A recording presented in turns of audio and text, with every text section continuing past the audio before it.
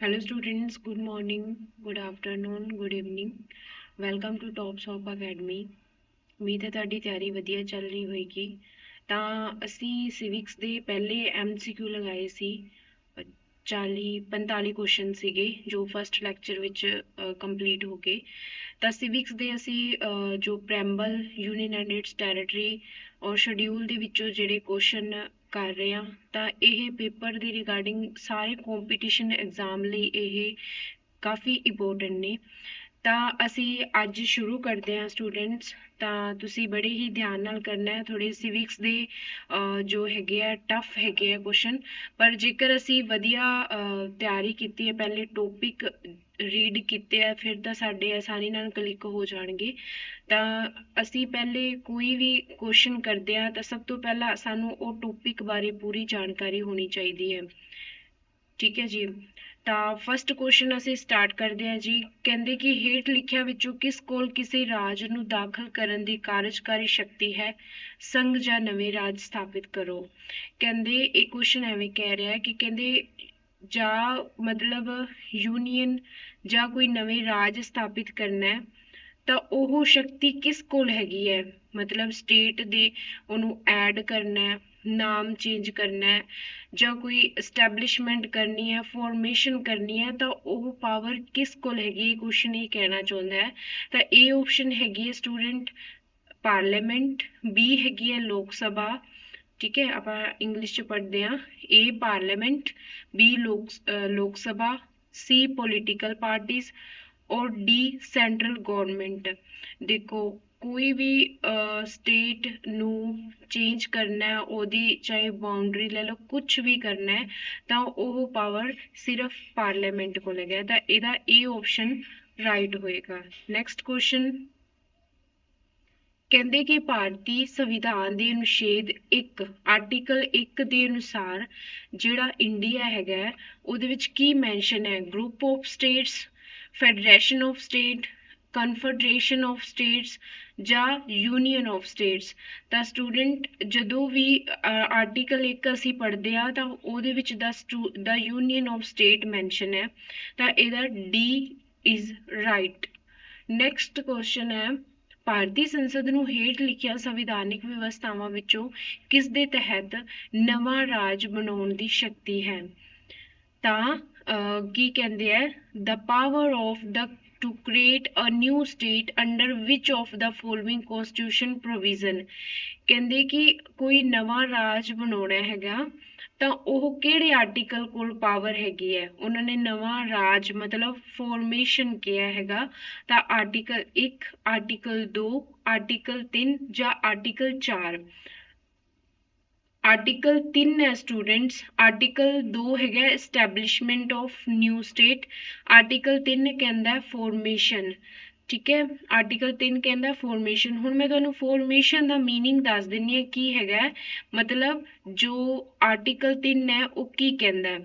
Article 3 students India ਦੇ internally, ਠੀਕ ਹੈ, ਇੰਡੀਆ ਦੇ ਇੰਟਰਨਲੀ ਸਪੋਜ਼ ਕੋਈ ਵੀ ਇੰਡੀਆ ਜਿਵੇਂ ਕਿ ਤਾਮਿਲਨਾਡੂ ਲੈ ਲਓ ਜਾਂ ਆਂਧਰਾ ਪ੍ਰਦੇਸ਼ ਲੈ ਲਓ, ਠੀਕ ਹੈ, ਉਹਨੇ ਜੋ ਸਟੇਟ ਦੇ ਵਿੱਚ ਹੀ ਕਿਸੇ ਹੋਰ ਸਟੇਟ ਨੂੰ ਬਣਾਉਣਾ ਹੈ ਜਾਂ ਉਹਦੇ ਕੋਈ ਨਾਮ ਚੇਂਜ ਕਰਨਾ ਹੈ ਜਾਂ ਕੋਈ ਬਾਉਂਡਰੀ ਦਾ ਰੌਲਾ ਹੈਗਾ, ਕੁਝ ਵੀ ਇੰਟਰਨਲੀ ਇੰਡੀਆ ਦੇ ਇੰਟਰਨਲ ਦਾ ਉਹ ਆਰਟੀਕਲ 3 ਹੈਗਾ।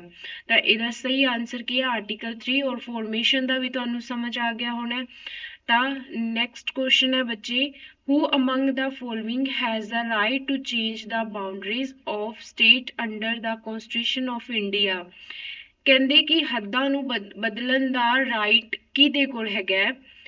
ਪਾਰਲੀਮੈਂਟ ਕੋਲ, ਲੋਕ ਸਭਾ ਕੋਲ, ਪ੍ਰੈਜ਼ੀਡੈਂਟ ਕੋਲ ਜਾਂ ਜਨਰਲ ਅਸੈਂਬਲੀ ਕੋਲ। ਤੁਹਾਨੂੰ ਪਹਿਲੇ ਹੀ ਕੁਐਸਚਨ ਦੱਸਿਆ ਹੈਗਾ ਜਦੋਂ ਫਸਟ ਕੁਐਸਚਨ ਅਸੀਂ ਕੀਤਾ ਤਾਂ ਪਾਰਲੀਮੈਂਟ ਕੋਲ ਹੀ ਰਾਈਟ ਹੈਗਾ ਜੋ ਚੇਂਜ ਕਰਨ ਦਾ। ਤਾਂ ਇਹਦਾ ਏ ਇਜ਼ ਰਾਈਟ ਆਪਸ਼ਨ।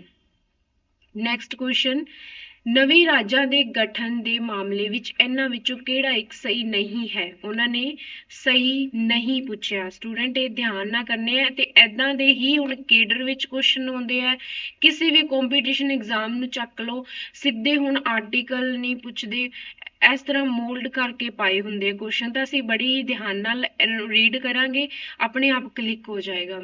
ਤਾਂ ਇਹ ਆਪਸ਼ਨ ਹੈਗਾ ਸੰਸਦ ਕਾਨੂੰਨ ਦੁਆਰਾ ਨਵਾਂ ਰਾਜ ਬਣਾ ਸਕਦੀ ਹੈ। ਕਹਿੰਦੇ ਜਿਹੜਾ ਪਾਰਲੀਮੈਂਟ ਹੈਗਾ ਕਿ ਉਹ ਨਵਾਂ ਸਟੇਟ ਬਣਾ ਸਕਦੀ ਹੈ, ਤਾਂ ਬਿਲਕੁਲ ਸਹੀ ਹੈਗਾ, ਪਾਰਲੀਮੈਂਟ ਕੋਲ ਪਾਵਰ ਹੈਗੀ ਹੈ, ਤਾਂ ਇਹ ਰਾਈਟ ਹੈ। ਉਹਨਾਂ ਨੇ ਸਹੀ ਨਹੀਂ ਪੁੱਛਿਆ। ਅਜਿਹੇ ਕਾਨੂੰਨ ਵਿੱਚ ਸੰਵਿਧਾਨ ਦੀ ਪਹਿਲੀ ਅਨੁਸੂਚੀ ਅਤੇ ਚੌਥੀ ਅਨੁਸੂਚੀ ਵਿੱਚ ਸੋਧ ਉਪਲਬਧ ਹੈ। ਠੀਕ ਹੈ, ਇਹ ਵੀ ਬਿਲਕੁਲ ਸਹੀ ਹੈ। ਅੱਗੇ ਹੈ ਅਜਿਹੇ ਕਾਨੂੰਨ ਨੂੰ ਧਾਰਾ 368 ਦੇ ਉਦੇਸ਼ ਲਈ ਸੰਵਿਧਾਨ ਦੀ ਸੋਧ ਮੰਨਿਆ ਜਾਏਗਾ। ਚਲੋ ਆਪਾਂ ਇਹ ਥੋੜਾ ਜਿਹਾ ਲੱਗ ਰਿਹਾ ਗਲਤ, ਪਰ ਆਪਾਂ ਡੀ ਪੁੱਛ ਇੱਕ ਵਾਰੀ ਦੇਖਦੇ ਆ।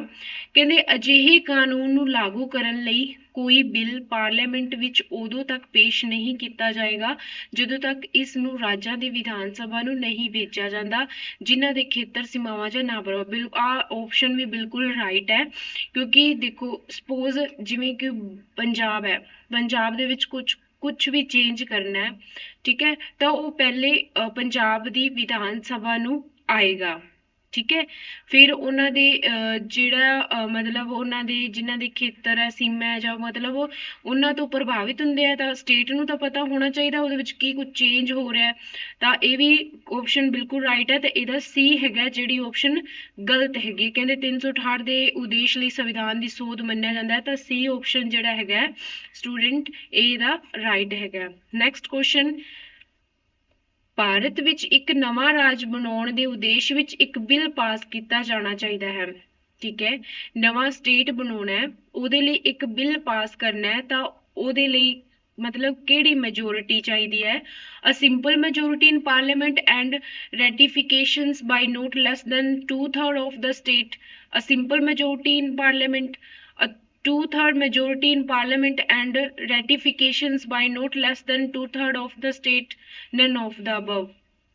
ਦਾ ਕੋਈ ਵੀ ਪਾਰਲੀਮੈਂਟ ਨਿਊ ਸਟੇਟ ਬਣਾਉਂਦੀ ਹੈ, ਕੁਝ ਵੀ ਚੇਂਜ ਕਰਦੀ ਹੈ, ਤਾਂ ਸਿੰਪਲ ਮੈਜੋਰਿਟੀ ਹੀ ਚਾਹੀਦੀ ਹੁੰਦੀ ਹੈ, ਤੇ ਇਹਦਾ ਬੀ ਕੁਐਸਚਨ ਹੈਗਾ, ਬੀ ਇਜ਼ ਰਾਈਟ। ਅੱਗੇ ਹੈਗਾ ਨਵੇਂ ਰਾਜ ਦੀ ਸਿਰਜਣਾ ਲਈ ਸੰਵਿਧਾਨਿਕ ਸੋਧ ਲਈ ਬਹੁਮਤ ਦੀ ਲੋੜ ਹੈ। ਇਹ ਵੀ ਬਿਲਕੁਲ ਸਿੰਪਲ ਮੈਜੋਰਿਟੀ 2/3, 3/4 ਜਾਂ 2/3 plus ratifications by half of the state, ਤਾਂ ਸਿੰਪਲ ਮੈਜੋਰਿਟੀ ਹੀ ਚਾਹੀਦੀ ਹੁੰਦੀ, ਤਾਂ ਇਹਦਾ ਵੀ ਇਹ ਰਾਈਟ ਹੈਗਾ। ਨੈਕਸਟ ਕੁਐਸਚਨ ਹੈਗਾ ਭਾਰਤ ਵਿੱਚ ਕੇਂਦਰ ਸ਼ਾਸਿਤ ਪ੍ਰਦੇਸ਼ਾਂ ਦੁਆਰਾ ਪ੍ਰਸ਼ਾਸਿਤ ਕੀਤੇ ਜਾਂਦੇ ਹਨ। ਕਹਿੰਦੇ union territories in India are administered by the president, the lieutenant governor, home minister, administrator। ਦੇਖੋ ਬੱਚੇ ਇੱਥੇ ਸਟੂਡੈਂਟ ਕੀ ਗਲਤੀ ਕਰ ਦਿੰਦੇ ਆ ਕਿ ਦੇਖੋ ਵੈਸੇ ਜੋ ਕੇਂਦਰ ਸ਼ਾਸਿਤ ਪ੍ਰਦੇਸ਼ਾਂ ਦੇ ਵਿੱਚ ਕੀ ਹੁੰਦਾ ਹੈ, ਲੈਫਟੀਨੈਂਟ ਗਵਰਨਰ ਹੁੰਦੇ ਆ, ਠੀਕ ਹੈ, ਪਰ ਉਹ ਕਹਿੰਦੇ ਕਿ ਐਡਮਿਨਿਸਟ੍ਰੇਟ ਕੌਣ ਕਰਦਾ ਹੈ? ਵੈਸੇ ਤਾਂ ਪਾਵਰ ਦਾ ਪ੍ਰੈਜ਼ੀਡੈਂਟ ਦੇ ਹੱਥ ਹੀ ਹੁੰਦੀ ਹੈ, ਤਾਂ ਇਹਦਾ ਇਹ ਰਾਈਟ ਹੈਗਾ, ਆਪਸ਼ਨ ਬੀ ਨਹੀਂ ਹੈਗਾ, the president is right। ਅੱਗੇ ਹੈਗਾ which among the following is not a constitutional provision for the formation of new state। ਕਹਿੰਦੇ ਨਵੇਂ ਰਾਜਾਂ ਦੇ ਗਠਨ ਲਈ ਸੰਵਿਧਾਨਿਕ ਵਿਵਸਥਾ ਕਿਹੜੀ ਨਹੀਂ ਹੈਗੀ। ਠੀਕ ਹੈ, ਜੋ ਫਾਰਮੇਸ਼ਨ ਦੇ ਵਿੱਚ ਗੱਲ ਕੀਤੀ ਗਈ ਆ ਉਹਦੇ ਵਿੱਚ ਇਹਨਾਂ ਚਾਰੋਂ ਆਪਸ਼ਨ 'ਚ ਇੱਕ ਕਿਹੜੀ ਨਹੀਂ ਹੈਗੀ, ਉਹ ਇਹਨਾਂ ਨੇ ਪੁੱਛਿਆ ਹੈ। ਕਹਿੰਦੇ increase the area of any state, ਬਿਲਕੁਲ ਸਹੀ ਹੈ। ਠੀਕ ਹੈ, decrease the area of any state, ਇਹ ਵੀ ਬਿਲਕੁਲ ਸਹੀ ਹੈ। ਅੱਗੇ ਹੈਗਾ ਕਿਸੇ ਵੀ ਰਾਜ ਦਾ ਨਾਂ ਬਦਲ ਸਕਦੇ ਹੈਗੇ ਆ, ਕੋਈ ਵੀ ਨਾਮ ਰੱਖ ਸਕਦੇ ਹੈਗੇ ਆ। ਅੱਗੇ ਹੈਗਾ ਇੱਕ ਰਾਜ ਵਿੱਚ ਇੱਕ ਕੇਂਦਰ ਸ਼ਾਸਿਤ ਪ੍ਰਦੇਸ਼ ਸ਼ਾਮਿਲ ਹੋ ਸਕਦਾ ਹੈ, ਤਾਂ ਐਵੇਂ ਦਾ ਕੋਈ ਵੀ ਪ੍ਰੋਵੀਜ਼ਨ ਨਹੀਂ ਹੈਗਾ ਜੋ 3 ਆਰਟੀਕਲ ਹੈਗਾ, ਤਾਂ ਡੀ ਜਿਹੜਾ ਹੈਗਾ ਇਹ ਨਹੀਂ ਹੈਗਾ, ਸੰਵਿਧਾਨਿਕ ਵਿਵਸਥਾ ਵਿੱਚ ਨਹੀਂ ਪਾਇਆ ਜਾਂਦਾ, ਤਾਂ ਡੀ ਨੂੰ ਅਸੀਂ ਕਲਿੱਕ ਕਰਾਂਗੇ। ਤਾਂ ਨੈਕਸਟ ਕੁਐਸਚਨ ਹੈਗਾ ਕਿਸੇ ਵੀ ਰਾਜ ਨੂੰ ਭਾਰਤ ਸੰਘ ਵਿੱਚ ਸ਼ਾਮਲ ਕਰਨ ਜਾਂ ਦਾਖਲ ਕਰਨ ਦੀ ਸ਼ਕਤੀ ਦਿੱਤੀ ਗਈ ਹੈ। Power to include or admit any state into Union of India is given to Bharat ਦੇ ਰਾਸ਼ਟਰਪਤੀ, ਪ੍ਰਧਾਨ ਮੰਤਰੀ, ਸੰਸਦ ਕੀ ਜੋ ਹੈਗਾ ਇਹਨਾਂ ਵਿੱਚ ਸੰਸਦ ਹੈ, ਸੁਪਰੀਮ ਕੋਰਟ ਹੈ। ਕੁਝ ਵੀ ਦਾਖਲ ਕਰਨਾ ਹੈ, ਠੀਕ ਹੈ, ਤਾਂ ਪਾਵਰ ਕਿਹਦੇ ਕੋਲ ਹੈਗੀ ਹੈ? ਪਾਰਲੀਮੈਂਟ ਕੋਲ ਹੈਗੀ ਹੈ, ਤਾਂ ਸੀ ਆਪਸ਼ਨ ਰਾਈਟ ਹੈ। ਨੈਕਸਟ ਹੈਗਾ 11 ਕੁਐਸਚਨ, ਜੇਕਰ ਨਵਾਂ ਰਾਜ ਬਣਨਾ ਹੈ ਤਾਂ ਸੰਵਿਧਾਨ ਦੇ ਕਿਹੜੇ ਅਨੁਸੂਚੀ ਵਿੱਚ ਸੋਧ ਕਰਨੀ ਪਵੇਗੀ? कोई भी नवा राज बनना है तो जो हैगा 5th उन्होंने शेड्यूल पूछा है, ठीक है, आर्टिकल नहीं पूछा स्टूडेंट, शेड्यूल पूछा है। तो फिफ्थ जो है शेड्यूल 3rd है, 2nd है या 1st है? तो 1st शेड्यूल जो हैगा ਜਿਹਦੇ ਵਿੱਚ ਸੋਧ ਕਰਨੀ ਪਏਗੀ, ਤਾਂ 1st शेड्यूल ਦੇ ਵਿੱਚ ਕੀ ਹੈਗਾ ਸੋਧ ਕਰਨੀ ਪਏਗੀ। ਨੈਕਸਟ ਕੁਐਸਚਨ 12th 1956 ਵਿੱਚ ਰਾਜ ਪੁਨਰਗਠਨ ਕਮਿਸ਼ਨ ਨੇ ਕਿੰਨੇ ਰਾਜ ਅਤੇ ਕੇਂਦਰ ਸ਼ਾਸਿਤ ਪ੍ਰਦੇਸ਼ ਬਣਾਏ ਸਨ? ਠੀਕ ਹੈ, ਜਦੋਂ 1956 ਦੇ ਵਿੱਚ ਜੋ ਪੁਨਰਗਠਨ ਹੋਇਆ ਸੀਗਾ, ਭਾਸ਼ਾ ਦੇ ਆਧਾਰ ਤੇ ਬਣੇ ਸੀਗੇ ਸਟੇਟ, ਉਹਦੇ ਵਿੱਚ ਯੂਟੀ ਕਿੰਨੇ ਬਣੇ ਸੀ, ਸਟੇਟ ਕਿੰਨੇ ਬਣੇ ਸੀ, ਇਸ ਕੁਐਸਚਨ ਵਿੱਚ ਇਹ ਪੁੱਛ ਰਹੇ ਆ। ਤਾਂ 14 state and 6 UT, 17 state and 6 UT, 14 state and 6 UT ਔਰ 17 state ਔਰ 8 UT। ਤਾਂ ਇਹਦੇ ਵਿੱਚ ਜਿਹੜਾ ਰਾਈਟ ਆਨਸਰ ਹੈਗਾ ਬੱਚੇ 14 state ਔਰ 6 UT ਹੈਗੇ ਸੀਗੇ। ਇਹ ਮੋਸਟ ਇੰਪੋਰਟੈਂਟ ਕੁਐਸਚਨ ਸਿਵਿਕਸ ਦੇ ਹੈਗੇ ਆ, ਤਾਂ ਤੁਸੀਂ ਇਹਨਾਂ ਨੂੰ ਚੰਗੀ ਤਰ੍ਹਾਂ ਕਰ ਲੈਣਾ। ਨੈਕਸਟ ਕੁਐਸਚਨ, ਭਾਰਤ ਵਿੱਚ ਕਿੰਨੇ ਰਾਜ ਅਤੇ ਕੇਂਦਰ ਸ਼ਾਸਿਤ ਪ੍ਰਦੇਸ਼ ਹਨ? ਤਾਂ ਪਿੱਛੇ ਪੁੱਛਿਆ ਸੀ ਜਦੋਂ 1956 ਦੇ ਵਿੱਚ ਕਿੰਨੇ ਸਟੇਟ ਔਰ ਯੂਟੀ ਹੈਗੇ ਸੀਗੇ, ਉਦਾਂ ਹੀ ਹੁਣ ਪੁੱਛ ਰਹੇ ਆ ਕਿ ਅੱਜ ਦੇ ਟਾਈਮ ਕਿੰਨੇ ਸਟੇਟ ਹੈ ਔਰ ਕਿੰਨੇ यूटी हैगे है। तो 28 स्टेट एंड 8 यूटी जो हैगे है, मतलब इनकलूड करके जिहड़ी राष्ट्रीय राजधानी दिल्ली हैगी है ओहदे समैत जो हैगे है 8 यूटी हैगे है। तो नैक्सट क्वेश्चन ये तुहानूं मैं डिटेल वाइज दस दिता सीगा, यूट्यूब ते ही बच्चे लैक्चर पिया हैगा। यूनियन एंड इट्स टैरेटरी असीं कीती सीगी 1 ਤੋਂ 4 ਜਿਹੜੇ आर्टिकल हैगे ਉਹਦੇ ਵਿੱਚ डिटेल वाइज दस्सिया सीगा कि हुण 28 पहले जिवें 29 स्टेट सीगे हुण 28 किवें हैगे है, 8 केंद्र शासित प्रदेश पहले जिवें 9 हैगे सीगे, मर्ज किहड़ा होया, बने किहड़े, ਉਹ ਸਾਰਾ ਉਹਦੇ ਵਿੱਚ डिटेल हैगी है। तो नैक्सट क्वेश्चन है स्टूडेंट, राज पुनर्गठन कमीशन की सिफारिश ते भारतीय राज्यां दा पुनर्गठन किस साल किया गया सी? ठीक है, 1947, 1951, 1956, 1966। ਤਾਂ ਦੇਖੋ ਜਦੋਂ ਜੋ ਰਾਜ ਪੁਨਰਗਠਨ ਕਮਿਸ਼ਨ ਹੋਇਆ ਸੀ, ਸਟੇਟ ਰਿਕੋਗਨਾਈਜੇਸ਼ਨ ਕਮਿਸ਼ਨ ਆਇਆ ਸੀਗਾ, ਤਾਂ ਉਹ ਕਿਹੜੀ ਈਅਰ ਵਿੱਚ ਆਇਆ ਸੀ? 1956 ਦੇ ਵਿੱਚ ਆਇਆ ਸੀਗਾ। ਤਾਂ ਇਹਦੇ ਵਿੱਚ 1956 ਦੇ ਵਿੱਚ ਆਏ ਸੀਗੇ। ਹਾਂਜੀ, ਨੈਕਸਟ ਕੁਐਸਚਨ ਹੈ, ਹੇਠ ਲਿਖਿਆ ਵਿੱਚੋਂ ਕਿਹੜਾ ਕੇਂਦਰ ਸ਼ਾਸਿਤ ਪ੍ਰਦੇਸ਼ ਨਹੀਂ ਹੈ? ਕਿਹੜਾ ਕੇਂਦਰ ਸ਼ਾਸਿਤ ਪ੍ਰਦੇਸ਼ ਨਹੀਂ ਹੈ? ਤਾਂ ਇਹ ਤਾਂ ਸਾਰਿਆਂ ਨੂੰ ਪਤਾ ਹੈ, ਜਿਹੜਾ ਗੋਆ ਹੈਗਾ ਉਹ ਕੇਂਦਰ ਸ਼ਾਸਿਤ ਪ੍ਰਦੇਸ਼ ਨਹੀਂ ਹੈ, ਅੰਡੇਮਾਨ ਨਿਕੋਬਾਰ ਵੀ ਹੈ, ਜੰਮੂ ਕਸ਼ਮੀਰ ਵੀ ਹੈ, ਪੁਡੂਚੇਰੀ ਵੀ ਹੈ। ਤਾਂ ਨੈਕਸਟ ਕੁਐਸਚਨ, ਆਜ਼ਾਦੀ ਦੀ ਪ੍ਰਾਪਤੀ ਤੋਂ ਬਾਅਦ ਕਿਸ ਰਾਜ ਦੀ ਰਾਜਧਾਨੀ ਦਾ ਨਾਮ ਨਹੀਂ ਬਦਲਿਆ ਗਿਆ? ठीक है, बहुत इंटरेस्टिंग क्वेश्चन है कि आज़ादी की प्राप्ति तो बाद भी, मतलब 1947 की गल कर रहे हैं, उस तो पहला भी उही नाम सी, उस तो बाद भी उही नाम सी। तो इहो जी किहड़ी स्टेट है जिहदी राजधानी का नाम चेंज नहीं किया गया?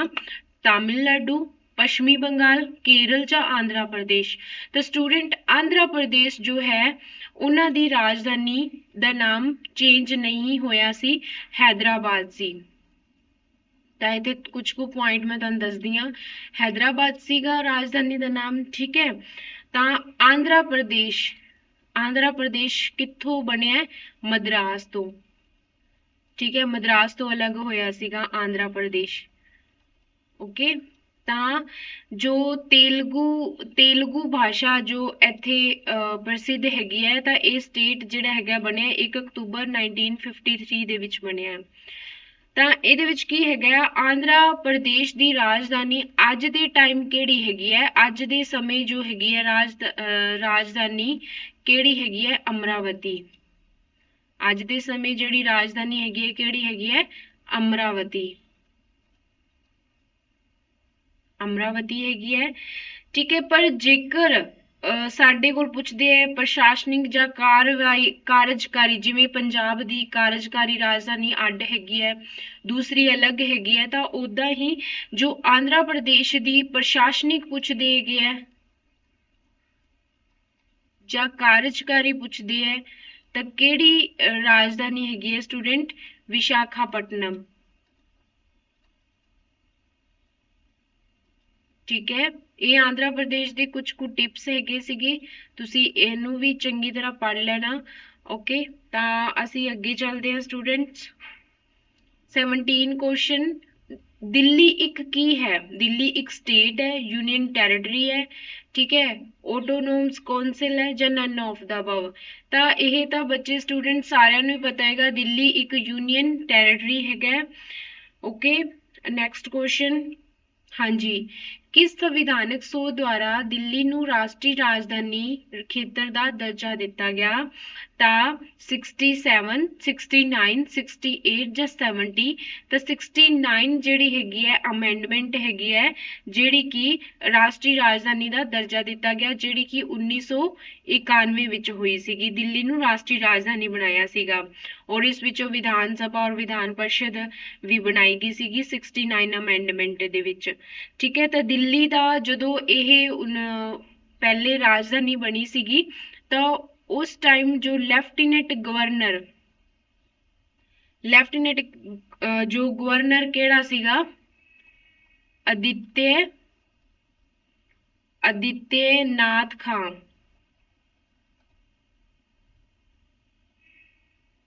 ਠੀਕ ਹੈ ਬੱਚੇ, ਆਦਿਤਿਆ ਨਾਥ ਖਾਨ ਜੋ ਹੈਗਾ ਉੱਥੋਂ ਉਸ ਟਾਈਮ ਦੇ ਫਸਟ ਲੈਫਟੀਨੈਂਟ ਗਵਰਨਰ ਰਹੇ ਸੀਗੇ। ਠੀਕ ਹੈ ਜੀ, ਨੈਕਸਟ ਕੁਐਸਚਨ ਚੱਲਦੇ ਆ। ਹੇਠਾਂ ਦਿੱਤੇ ਕਥਨਾਂ ਵਿੱਚੋਂ ਕਿਹੜਾ ਇੱਕ ਗਲਤ ਹੈ? ਉਹਨਾਂ ਨੇ ਗਲਤ ਪੁੱਛਿਆ ਹੈਗਾ, ਗੋਆ ਨੇ 1987 ਵਿੱਚ ਪੂਰਨ ਰਾਜ ਦਾ ਦਰਜਾ ਪ੍ਰਾਪਤ ਕੀਤਾ। ਅੱਛਾ, ਨੈਕਸਟ ਹੈਗਾ, ਦੀਊ ਖੰਬਾਤ ਦੀ ਖਾੜੀ ਵਿੱਚ ਇੱਕ ਟਾਪੂ ਹੈ। ਬਿਲਕੁਲ ਸਹੀ ਹੈ। ਦਮਨ ਐਂਡ ਦੀਵ ਨੂੰ ਗੋਆ ਤੋਂ ਵੱਖ ਕੀਤਾ ਗਿਆ ਸੀ ਕਿਹੜੀ 56 ਅਮੈਂਡਮੈਂਟ ਦੇ ਥਰੂ? ਦਾਦਰਾ ਨਗਰ ਹਵੇਲੀ 1954 ਤੱਕ ਫਰਾਂਸੀਸੀ ਬਸਤੀਵਾਦ ਸ਼ਾਸਨ ਕੀਤਾ। ਤਾਂ ਉਹਨਾਂ ਨੇ ਪੁੱਛਿਆ ਗਲਤ ਕਿਹੜਾ? ਦੇਖੋ ਇਹਦੇ ਵਿੱਚ ਗਲਤ ਸਟੂਡੈਂਟ ਇਹ ਵਾਲਾ ਹੈਗਾ, ਕਿਉਂਕਿ ਜਿਹੜੀ ਦਾਦਰ ਤੇ ਨਗਰ ਹਵੇਲੀ ਹੈਗੀ ਹੈ, ਠੀਕ ਹੈ, ਉਹ 1954 ਦੇ ਵਿੱਚ ਹੀ ਜੋ ਮਤਲਬ ਬਿਲਕੁਲ ਸਹੀ, ਪਰ ਉਹ ਫਰਾਂਸੀਸੀ ਬਸਤੀਵਾਦ ਦੇ ਅਧੀਨ ਨਹੀਂ ਹੈਗੀ ਸੀਗੀ, ਉਹ ਪੁਰਤਗਾਲੀਆਂ ਦੇ ਅਧੀਨ ਸੀ। ਠੀਕ ਹੈ, ਪੁਰਤਗਾਲੀਆਂ ਦੇ ਅਧੀਨ ਹੈਗੀ ਸੀਗੀ। ਤਾਂ ਹੁਣ ਇਹਦੇ ਵਿੱਚ ਮੈਂ ਤੁਹਾਨੂੰ ਕੁਝ ਕੁ ਪੁਆਇੰਟਸ ਦੱਸਣਾ ਚਾਹੁੰਦੀ ਹਾਂ। ਠੀਕ ਹੈ, ਗੋਆ ਪਹਿਲਾ ਅਸੀਂ ਜੋ ਇਹ ਆਪਸ਼ਨ ਹੈ, ਕਹਿੰਦੇ ਗੋਆ ਨੇ 1987 ਵਿੱਚ ਪੂਰਨ ਰਾਜ ਦਾ ਦਰਜਾ ਪ੍ਰਾਪਤ ਕੀਤਾ। ਤਾਂ ਇਹਦੇ ਵਿੱਚ ਮੈਂ ਤੁਹਾਨੂੰ ਕੁਝ ਕੁ ਵਧੀਆ ਪੁਆਇੰਟ ਦੱਸਦੀ ਹੈਗੇ, ਜਿਹੜੇ ਤੁਹਾਡੇ ਪੇਪਰ ਦੇ ਰਿਗਾਰਡਿੰਗ ਜਾਂ ਤੁਹਾਨੂੰ ਆਪਸ਼ਨ ਕਲਿੱਕ ਕਰਨ ਦੇ ਵਿੱਚ ਤੁਹਾਡੇ ਲਈ ਜ਼ਰੂਰੀ ਹੈਗੇ ਆ। ਤਾਂ ਜੋ ਸਟੂਡੈਂਟ ਗੋਆ ਹੈਗਾ, ਇਹ ਕਿਵੇਂ ਆਜ਼ਾਦ ਹੋਇਆ? ਇਹ ਆਪਰੇਸ਼ਨ ਵਿਜੇ, ਠੀਕ ਹੈ, ਆਪਰੇਸ਼ਨ ਵਿਜੇ ਚਲਾਇਆ ਸੀਗਾ ਗੋਆ ਨੂੰ। ਆਪਰੇਸ਼ਨ ਵਿਜੇ ਦੇ ਥਰੂ ਜੋ ਹੈ ਗੋਆ ਨੂੰ ਪੁਰਤਗਾਲੀਆਂ, ਠੀਕ ਹੈ, ਪੁਰਤਗਾਲੀਆਂ ਦੇ ਤੋਂ ਆਜ਼ਾਦ ਕਰਵਾਇਆ ਸੀਗਾ। ਠੀਕ ਹੈ, ਪੁਰਤਗਾਲੀ ਤੋਂ ਆਜ਼ਾਦ ਕਰਵਾਇਆ ਸੀ। ਇਹ ਮੋਸਟ ਇੰਪੋਰਟੈਂਟ ਪੁਆਇੰਟ ਹੈ ਕਿ ਕਿਹੜਾ ਆਪਰੇਸ਼ਨ ਚਲਾਇਆ ਸੀਗਾ, ਕਿੰਨਾ ਤੋਂ ਆਜ਼ਾਦ ਕਰਵਾਇਆ ਸੀ? 2 ਹੋ ਗਏ ਇਹਦੇ ਵਿੱਚ। ਠੀਕ ਆ, ਜੋ ਅੱਗੇ ਹੈਗਾ, ਇਹ ਆਜ਼ਾਦ ਕਦੋਂ ਹੋਇਆ? 19 ਦਸੰਬਰ 1961 ਦੇ ਵਿੱਚ। 19 ਦਸੰਬਰ 1961 ਦੇ ਵਿੱਚ ਇਹ ਆਜ਼ਾਦ ਹੋਇਆ ਸੀ। ਮੋਸਟ ਇੰਪੋਰਟੈਂਟ ਗੋਆ ਦੇ ਲਈ ਇਹ ਪੁਆਇੰਟ ਹੈਗੇ ਆ। ਠੀਕ ਹੈ, ਅੱਗੇ ਹੈਗਾ ਹੁਣ ਦੀਊ ਖੰਬਾਤ ਦੀ ਖਾੜੀ ਵਿੱਚ ਇੱਕ ਟਾਪੂ ਹੈ। ਤਾਂ ਪਹਿਲੇ ਅਸੀਂ ਜੋ ਦਾਦਰਾ ਨਗਰ ਹਵੇਲੀ ਦੇ ਬਾਰੇ ਕਰਦੇ ਆ ਗੱਲ, ਜਿਹੜੀ ਕਿ ਡੀ ਆਪਸ਼ਨ ਹੈ, ਦਾਦਰਾ ਐਂਡ ਨਗਰ ਹਵੇਲੀ। ਠੀਕ ਹੈ, ਇਹਦੇ ਵਿੱਚ ਕੀ ਹੈਗਾ ਸਟੂਡੈਂਟ, ਕਹਿੰਦੇ ਕਿ ਦਾਦਰਾ ਨਗਰ ਹਵੇਲੀ ਜਿਹੜੀ ਹੈਗੀ ਹੈ, ਉਹ ਜੋ ਹੈਗਾ ਕਦੋਂ ਆਜ਼ਾਦ ਹੋਇਆ ਸੀਗਾ, ਕਦੋਂ ਜੋ ਇੰਡੀਆ ਦੇ ਵਿੱਚ ਐਡ ਹੋਇਆ ਸੀ? 2 ਅਗਸਤ 1954 ਦੇ ਵਿੱਚ ਨੂੰ ਇੰਡੀਆ ਦੇ ਲੋਕਾਂ ਨੇ ਜਾਂ ਇੱਥੋਂ ਦੇ ਦਾਦਰਾ ਦੇ ਲੋਕਾਂ ਨੇ ਮਤਲਬ ਜੋ ਹੈਗਾ ਪੁਰਤਗਾਲੀਆਂ ਤੋਂ ਮੁਕਤੀ ਪ੍ਰਾਪਤ ਕੀਤੀ ਸੀ। ਇਹ ਵੀ ਪੁਰਤਗਾਲੀਆਂ ਦੇ ਮਤਲਬ ਗੁਲਾਮ ਰਹੇ ਸੀਗੇ। ਠੀਕ ਹੈ, ਪੁਰਤਗਾਲੀਆਂ ਦੇ ਅਧੀਨ ਸੀ। ਤਾਂ ਇਹਨਾਂ ਤੋਂ ਆਜ਼ਾਦੀ ਕਦੋਂ ਲਈ ਸੀਗੀ? 2 ਅਗਸਤ 1954 ਦੇ ਵਿੱਚ ਜੋ ਹੈਗੀ ਹੈ ਇਹਨਾਂ ਨੇ ਆਜ਼ਾਦੀ ਲਈ ਸੀਗੀ। ਇਹ ਦਾਦਰਾ ਨਗਰ ਹਵੇਲੀ ਦੇ ਲਈ ਸਾਡੇ ਲਈ ਇੰਪੋਰਟੈਂਟ ਜਾਣਕਾਰੀ ਸੀਗੀ। ਤਾਂ ਹੁਣ ਦੇਖੋ, ਜੋ ਦੀਊ ਖੰਬਾਤ ਦੀ ਖਾੜੀ ਵਿੱਚ ਇੱਕ ਟਾਪੂ ਹੈ, ਬਿਲਕੁਲ ਰਾਈਟ ਹੈ। ਦੀਊ ਖੰਬਾਤ ਦੀ ਖਾੜੀ ਜੋ ਜੋ ਖੰਬਾਤ ਦੀ ਖਾੜੀ ਹੈਗੀ ਹੈ, ਜਿਹਨੂੰ ਇੰਗਲਿਸ਼ ਵਿੱਚ ਗੁਲਫ ਆਫ ਖੰਬਾਤ ਵੀ ਬੋਲ ਦਿੰਦੇ ਆ, ਠੀਕ ਹੈ। ਇਹਦੇ ਟੋਟਲ ਜੋ ਟਾਪੂ ਹੈਗੇ ਆ ਸਟੂਡੈਂਟਸ 572, ਇਹਦੇ ਟੋਟਲ ਜਿਹੜੇ ਹੈਗੇ ਆ ਟਾਪੂ ਛੋਟੇ ਹੈਗੇ ਆ। ਔਰ ਜੋ ਹੈਗਾ ਗੋਆ ਹਾਂਜੀ 572 ਜੋ ਖੰਬਾਤ ਦੀ ਖਾੜੀ ਦੀ ਦਿਊ ਉਹਨਾਂ ਵਿੱਚੋਂ ਇੱਕ ਹੈਗਾ। ਬਸ ਇਹਦੇ ਲਈ ਇੰਨੀ ਜਾਣਕਾਰੀ ਬਹੁਤ ਸੀ। 19 ਕੁਐਸਚਨ ਦੇ ਵਿੱਚ ਤੁਹਾਨੂੰ ਬਹੁਤ ਸਾਰੇ ਹੋਰ ਕੁਐਸਚਨ ਬਣ ਕੇ ਵੀ ਆਏ ਹੈ, ਜਿਵੇਂ ਗੋਆ ਵੀ ਪਹਿਲੇ ਪੁਰਤਗਾਲੀ ਦੇ ਅਧੀਨ ਸੀ, ਕਦੋਂ ਆਜ਼ਾਦ ਹੋਇਆ 19 ਦਸੰਬਰ 1961 ਦੇ ਵਿੱਚ, ਕਿਹਨਾਂ ਦੇ ਕਿਹੜਾ ਆਪਰੇਸ਼ਨ ਚਲਾ ਕੇ ਆਪਰੇਸ਼ਨ ਵਿਜੇ, ਠੀਕ ਹੈ। ਇਹ 3 ਕੁਐਸਚਨ ਇਹ ਬਣ ਗਏ। ਅੱਗੇ ਹੈਗਾ ਜਿਹੜਾ ਦਾਦਰਾ ਐਂਡ ਨਗਰ ਹਵੇਲੀ ਹੈਗੀ ਆ, ਉਹ ਕਦੋਂ ਆਜ਼ਾਦ ਹੋਇਆ ਪੁਰਤਗਾਲੀ ਤੋਂ 2 ਅਗਸਤ 1954 ਦੇ ਵਿੱਚ। ਔਰ ਜਿਹੜਾ ਗੁਲਫ ਆਫ ਖੰਬਾਤ ਹੈਗਾ 572, ਉਹਨਾਂ ਦੇ ਵਿੱਚੋਂ ਇੱਕ ਦਿਊ ਜਿਹੜਾ ਹੈਗਾ ਉਹਦਾ ਟਾਪੂ ਹੈਗਾ। ਨੈਕਸਟ ਕੁਐਸਚਨ 20 ਕੁਐਸਚਨ ਕੀ ਕਹਿੰਦਾ ਹੈ, ਸਿੱਕਿਮ ਅਧੀਨ ਭਾਰਤ ਦਾ ਇੱਕ ਮਤਲਬ ਸਿੱਕਿਮ ਜਿਹੜਾ ਹੈਗਾ ਕਿਹੜੀ ਅਮੈਂਡਮੈਂਟ ਦੇ ਥਰੂ ਭਾਰਤ ਦਾ ਇੱਕ ਰਾਜ ਬਣਿਆ, ਤਾਂ 35 ਅਮੈਂਡਮੈਂਟ। ਤਾਂ ਸਟੂਡੈਂਟ ਜਿਹੜੀ 35 ਔਰ 36 ਇਹ 2 ਅਮੈਂਡਮੈਂਟ ਹੋਈਆਂ, ਇਹ ਸਿੱਕਿਮ ਦੇ ਨਾਲ ਹੀ ਰਿਲੇਟ ਹੈਗੀਆਂ ਨੇ, ਠੀਕ ਹੈ। ਇਹ ਸਿੱਕੀ ਦੇ ਨਾਲ ਰਿਲੇਟ ਹੈਗੀਆਂ ਨੇ ਸਿੱਕਿਮ ਦੇ ਨਾਲ। ਤਾਂ 35 ਅਮੈਂਡਮੈਂਟ ਕਦੋਂ ਹੋਈ ਹੈ, 35 ਅਮੈਂਡਮੈਂਟ 1974 ਦੇ ਵਿੱਚ ਹੋਈ ਹੈ, ਠੀਕ ਹੈ। ਔਰ ਸਿੱਕਿਮ ਕਿੰਨਵਾਂ ਸਟੇਟ ਹੈਗਾ, 22ਵਾਂ ਸਟੇਟ ਹੈਗਾ ਸਿੱਕਿਮ। ਔਰ 36 ਜੋ ਅਮੈਂਡਮੈਂਟ ਹੈ ਉਹ ਅਸੀਂ ਅੱਗੇ ਗੱਲ ਕਰਾਂਗੇ 36 ਅਮੈਂਡਮੈਂਟ ਦੇ ਬਾਰੇ। ਹੇਠ ਲਿਖਿਆ ਸੰਵਿਧਾਨਿਕ ਸੋਧਾਂ ਵਿੱਚੋਂ ਕਿਸ ਨੇ ਸਿੱਕਿਮ ਨੂੰ ਭਾਰਤੀ ਸੰਘ ਦੇ ਇੱਕ ਪੂਰਨ ਰਾਜ ਦੇ ਰੂਪ ਵਿੱਚ ਏਕੀਕ੍ਰਿਤ ਕੀਤਾ, ਮਤਲਬ ਜੋ ਇੰਡੀਆ ਦਾ ਇੱਕ ਸਟੇਟ ਹੈ। ਤਾਂ 36 ਅਮੈਂਡਮੈਂਟ ਦੇ ਵਿੱਚ ਇਹ ਗੱਲ ਹੋਈ। ਤੇ 35 1974 ਦੇ ਵਿੱਚ ਹੋਇਆ, 36 1975 ਦੇ ਵਿੱਚ ਅਮੈਂਡਮੈਂਟ ਹੋਈ ਹੈ। ਇਹਦੇ ਵਿੱਚ ਇਹ ਕਿਹਾ ਗਿਆ ਸੀਗਾ ਕਿ ਇਹਨੂੰ ਜੋ ਫਸਟ ਸ਼ਡਿਊਲ ਦੇ ਵਿੱਚ ਸੰਵਿਧਾਨ ਦੇ ਫਸਟ ਸ਼ਡਿਊਲ ਦੇ ਵਿੱਚ ਇਹਦਾ ਨਾਮ ਇਨਕਲੂਡ ਕਰ ਦਿੱਤਾ ਸੀਗਾ 36 ਅਮੈਂਡਮੈਂਟ 1974 ਦੇ ਥਰੂ। ਤਾਂ ਨੈਕਸਟ ਕੁਐਸਚਨ ਹੈ ਸਟੂਡੈਂਟ, ਕਹਿੰਦੇ ਹੇਠ ਲਿਖਿਆਂ ਵਿੱਚੋਂ ਕਿਹੜੇ ਮਾਮਲਿਆਂ ਵਿੱਚ ਸੁਪਰੀਮ ਕੋਰਟ ਨੇ ਕਿਹਾ ਕਿ ਪ੍ਰਸਤਾਵਨਾ ਸੰਵਿਧਾਨ ਦਾ ਹਿੱਸਾ ਹੈ। ਤਾਂ ਧਿਆਨ ਨਾਲ ਪੜੋ ਬੱਚੇ, ਥੱਲੇ ਆਪਸ਼ਨਸ ਹੈਗੀਆਂ union of state versus doctor Kohli, ਠੀਕ ਹੈ। ਅੱਗੇ ਹੈਗਾ Banarasi Das versus state of UP, Bombay ਬਨਾਮ ਭਾਰਤ ਦੀ ਯੂਨੀਅਨ, ਠੀਕ ਹੈ। ਅੱਗੇ ਹੈਗਾ Malak Singh versus state of Punjab. ਤਾਂ ਇਹਨਾਂ ਵਿੱਚੋਂ ਕਿਹੜੇ ਆਪਸ਼ਨ ਜਿਹੜੀ ਬਿਲਕੁਲ ਰਾਈਟ ਹੈਗੀ ਹੈ, ਤਾਂ ਇਹਨਾਂ ਵਿੱਚੋਂ ਬੱਚੇ ਹੈਗਾ Bombay versus union of state, ਜਿਹਨੂੰ SR ਬੰਬਈ ਜੋ ਕੇਸ ਵੀ ਬੋਲ ਦਿੰਦੇ ਆ, SR Bombay versus union of state. ਇਹ ਦੇਖੋ ਸਟੂਡੈਂਟ, ਇਹਦੇ ਵਿੱਚ ਇਹ ਵੀ ਕਿਹਾ ਗਿਆ ਕਿ ਜਿਹੜਾ ਪ੍ਰੈਂਬਲ ਹੈਗਾ ਉਹ ਸੰਵਿਧਾਨ ਦਾ ਹਿੱਸਾ ਹੈ। ਇੱਕ ਇਹਦੇ ਵਿੱਚ ਸੈਕੂਲਰ ਬਾਰੇ ਬਹੁਤ ਗੱਲ ਹੋਈ ਹੈ, ਜਿਹੜਾ ਮੋਸਟ ਇੰਪੋਰਟੈਂਟ ਹੈਗਾ Bombay versus union of state. Secular word ਬਾਰੇ ਬੜੀ ਗੱਲ ਹੋਈ ਹੈ। ਕੀ ਗੱਲ ਹੋਈ ਹੈ, ਇਹ ਕਹਿੰਦੇ ਪਹਿਲੇ ਤਾਂ ਇਹ ਕੇਸ ਕਦੋਂ ਹੋਇਆ ਸਾਨੂੰ ਇਹ ਪਤਾ ਹੋਣਾ ਚਾਹੀਦਾ ਹੈ। ਇਹ ਕੇਸ ਹੋਇਆ ਮਾਰਚ 1994 ਦੇ ਵਿੱਚ ਇਹ ਕੇਸ ਹੋਇਆ। ਇਹਦੇ ਵਿੱਚ 9 ਜੋ ਹੈਗੇ ਆ ਮੈਂਬਰ ਹੈਗੇ ਸੀਗੇ, ਠੀਕ ਹੈ, ਜਿਨ੍ਹਾਂ ਨੇ ਕੀ ਫੈਸਲੇ ਕੀਤੇ ਬੱਚੇ। ਸੈਕੂਲਰ ਬਾਰੇ ਬਹੁਤ ਗੱਲ ਕੀਤੀ ਹੈ ਕਿ ਜੋ ਜੇਕਰ ਪਾਰਟੀ ਸਿਸਟਮ, ਜਿਵੇਂ ਮੰਨ ਲਓ ਕੋਈ ਵੀ ਇਲੈਕਸ਼ਨ ਹੁੰਦੇ ਹੈ ਤਾਂ ਧਰਮ ਨੂੰ ਰਿਲੀਜੀਅਸ ਨੂੰ ਐਡ ਨਹੀਂ ਕਰਨਾ, ਮਤਲਬ ਧਰਮ ਦੇ ਨਾਂ ਤੇ ਕੋਈ ਜੋ ਇਲੈਕਸ਼ਨ ਦਾ ਨਾਲ ਨਹੀਂ ਜੋੜਨਾ, ਰਾਜਨੀਤੀ ਨੂੰ ਸੈਕੂਲਰ ਨਾਲ ਨਹੀਂ ਜੋੜਨਾ, ਠੀਕ ਹੈ। ਔਰ ਰਾਜਨੀਤੀ ਤੋਂ ਦੂਰ ਰੱਖਣਾ ਜੋ ਸੈਕੂਲਰ ਨੂੰ, ਧਰਮ ਨੂੰ। ਤਾਂ ਇਹ ਵੀ ਕਿਹਾ ਗਿਆ ਕਿ ਭਾਰਤ ਇੱਕ ਧਰਮ ਨਿਰਪੇਖ ਰਾਜ ਹੈ, ਮੀਨਸ ਜੋ ਸੰਵਿਧਾਨ ਹੈ ਉਹ ਸਾਰੇ ਧਰਮਾਂ ਦੀ ਕਦਰ ਕਰਦਾ ਹੈ, ਇੱਜ਼ਤ ਕਰਦਾ ਹੈ, ਪਰ ਜੋ ਕਨਸਟੀਟਿਊਸ਼ਨ ਦਾ ਆਪਣਾ ਕੋਈ ਵੀ ਜੋ ਧਰਮ ਨਹੀਂ ਹੈ, ਇਹ ਵੀ ਇਹਦੇ ਵਿੱਚ ਗੱਲ ਹੋਈ। ਤਾਂ ਇਹਦੇ ਵਿੱਚ ਸੈਕੂਲਰ ਵਰਡ ਨੂੰ ਪੂਰੇ ਡਿਟੇਲ ਵਾਈਜ਼ ਜੋ ਇਹਦੇ ਵਿੱਚ ਮੈਂਸ਼ਨ ਕੀਤਾ ਗਿਆ ਕਿ ਏਦਾਂ ਨਹੀਂ ਹੋਣਾ ਚਾਹੀਦਾ। ਔਰ ਜੋ ਪ੍ਰੈਂਬਲ ਹੈਗਾ ਸੰਵਿਧਾਨ ਦਾ ਹਿੱਸਾ ਹੈਗਾ, ਇਹ ਵੀ ਇਹਦੇ ਵਿੱਚ ਕਿਹਾ ਗਿਆ। ਉਮੀਦ ਹੈ ਤੁਹਾਨੂੰ ਵਧੀਆ ਸਮਝ ਆ ਗਈ ਹੋਵੇਗੀ।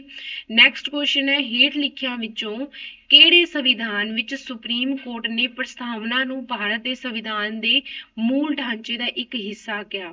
मतलब basic structure of Indian constitution ਤਾਂ ਕਿਹੜੇ ਕੇਸ ਨੇ ਕਿਹਾ ਸੀ?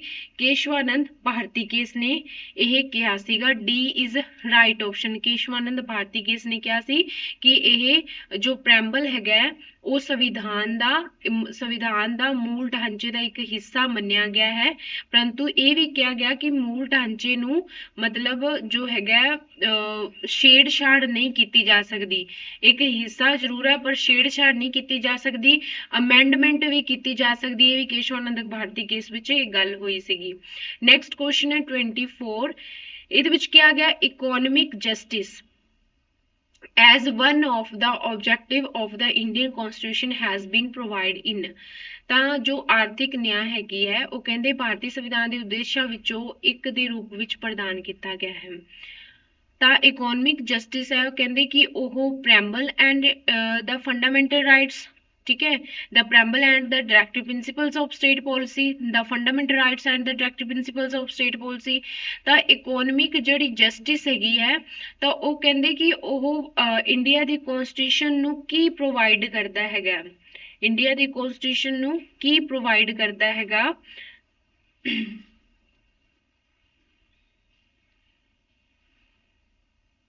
ਹਾਂਜੀ, ਇਕੋਨੋਮਿਕ ਜਸਟਿਸ ਹੈ ਉਹ ਦਾ ਪ੍ਰੈਂਬਲ and the directive principles of state policy, the preamble and the fundamental rights।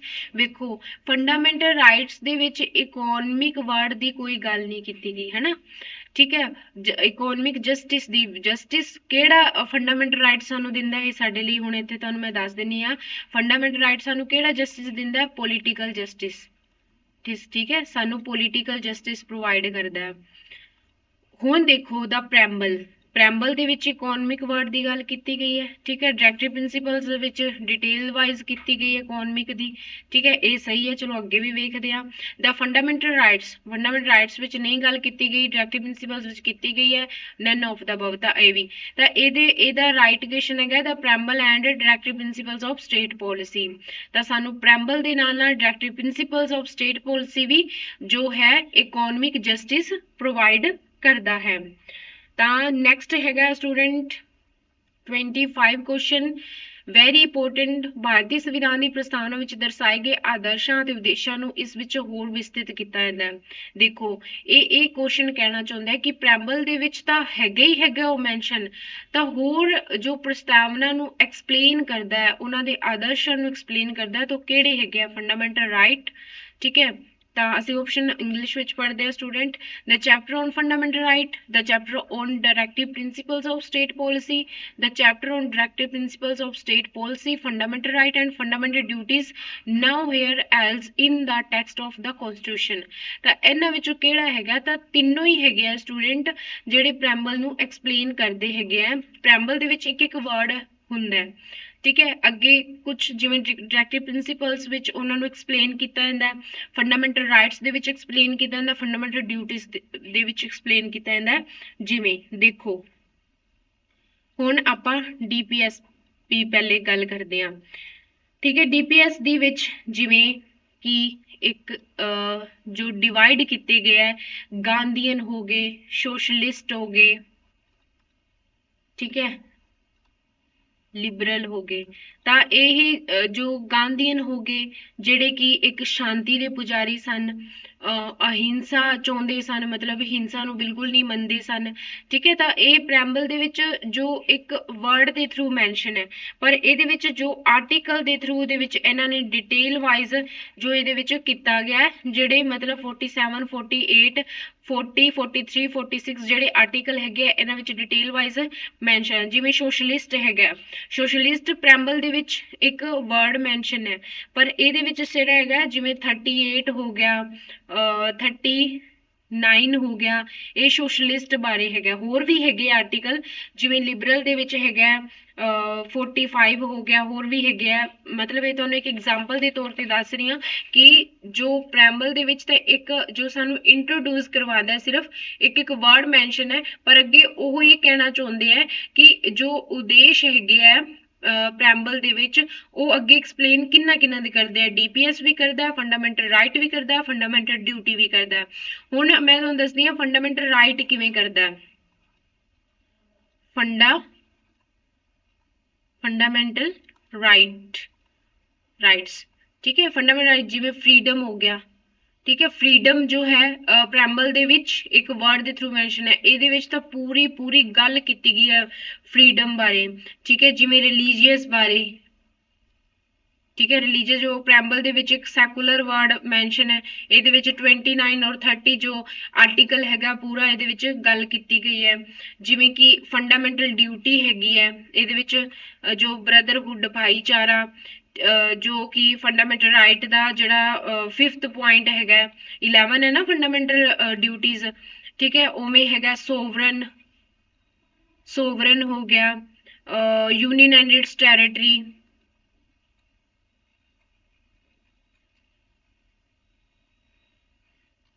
ठीक है। Union and it's territory detail wise mention हैगा। ਤਾਂ ਇਦਾਂ ਹੀ ਸੋਵਰਨ ਜਿਹੜਾ ਹੈਗਾ ਫੰਡਾਮੈਂਟਲ ਡਿਊਟੀਜ਼ ਦੇ ਹੈਗਾ 3 ਪੁਆਇੰਟ ਫੰਡਾਮੈਂਟਲ ਡਿਊਟੀ ਦਾ।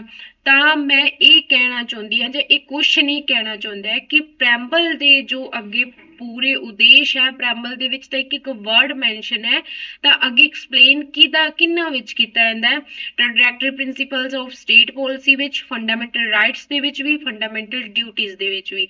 ਉਮੀਦ ਹੈ ਕੁਐਸਚਨ ਬੜਾ ਵਧੀਆ ਸਮਝ ਆ ਗਿਆ ਹੋਣਾ। ਤਾਂ ਅਸੀਂ ਅੱਗੇ ਚੱਲਦੇ ਹਾਂ। 26 ਕੁਐਸਚਨ ਕਹਿੰਦੇ ਭਾਰਤ ਦੇ ਸੰਵਿਧਾਨ ਦੇ ਨਿਰਮਾਤਾਵਾਂ ਦਾ ਮਨ ਹੇਠ ਲਿਖੇ ਵਿੱਚੋਂ ਕਿਸ ਵਿੱਚ ਝਲਕਦਾ ਹੈ, ਠੀਕ ਹੈ। ਕਹਿੰਦੇ the preamble, the fundamental right, the directory principles of state policy, the fundamental duties. ਤਾਂ ਨਿਰਮਾਤਾਵਾਂ ਦਾ ਮਨ ਜਿਹੜਾ ਹੈਗਾ ਕਿੰਨਾਂ ਵਿੱਚੋਂ ਝਲਕਦਾ ਹੈਗਾ, ਤਾਂ ਇਹਦੇ ਵਿੱਚ जो है क्वेश्चन की कह रहे हैं बच्चे, the mind of the makers of the constitution of India is, हाँ।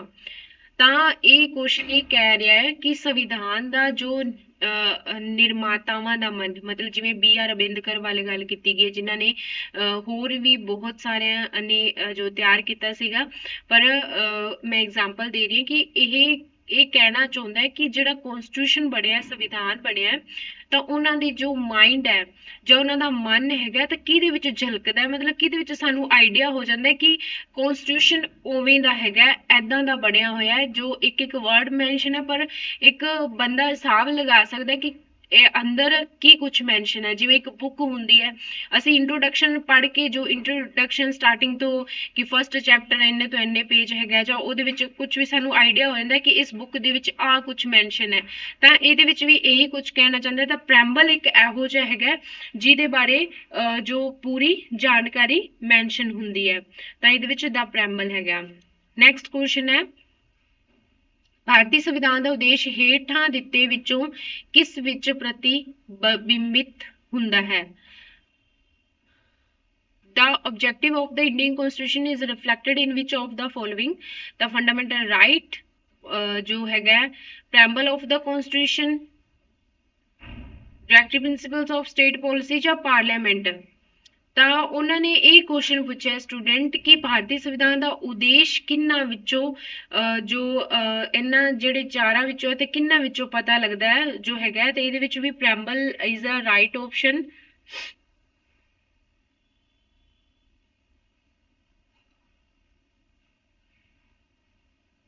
ਭਾਰਤ ਦੇ ਸੰਵਿਧਾਨ ਦੀ ਪ੍ਰਸਤਾਵਨਾ ਵਿੱਚ ਕਿੰਨੀਆਂ ਕਿਸਮਾਂ ਦੇ ਨਿਆਂ ਦਾ ਜ਼ਿਕਰ ਕੀਤਾ ਗਿਆ ਹੈ, ਕਿੰਨੀਆਂ ਕਿਸਮਾਂ ਦੇ ਨਿਆਂ ਦਾ ਜ਼ਿਕਰ ਕੀਤਾ ਗਿਆ ਹੈ, ਤਾਂ ਕਿੰਨੀ ਕਿਸਮਾਂ ਦੇ ਨਿਆਂ ਜੋ ਦਿੱਤੇ ਗਏ ਨੇ, ਤਾਂ 3 ਕਿਸਮ ਦੇ ਨਿਆਂ ਦਿੱਤੇ ਗਏ ਨੇ ਸਟੂਡੈਂਟ। 3 ਪ੍ਰਸਤਾਵਨਾ ਦੇ ਵਿੱਚ 3 ਤਰ੍ਹਾਂ ਦੇ ਜਸਟਿਸ ਦੀ ਗੱਲ ਕੀਤੀ ਗਈ ਹੈਗੀ ਹੈ। ਤਾਂ ਨੈਕਸਟ ਕੁਐਸਚਨ ਅਸੀਂ ਚੱਲਦੇ ਹਾਂ। ਹਾਂ, ਮੈਂ ਤੁਹਾਨੂੰ ਜਸਟਿਸ ਦੱਸ ਦਵਾਂ। ਜਸਟਿਸ ਹੈਗੇ ਹੈ इकोनॉमिक, सोशल और पॉलिटिकल, ठीक है। जो प्रस्तावना ਦੇ ਵਿੱਚ 3 ਤਰ੍ਹਾਂ ਦੇ ਜਿਹੜਾ ਹੈਗਾ ਜਸਟਿਸ ਦੀ ਗੱਲ ਕਰੀ ਗਈ ਹੈ। ਨੈਕਸਟ ਹੈਗਾ ਸਮਾਜ ਵਿੱਚ ਸਮਾਨਤਾ ਦੇ ਪ੍ਰਭਾਵਾਂ ਵਿੱਚੋਂ ਇੱਕ ਦੀ ਅਣਹੋਂਦ ਹੈ।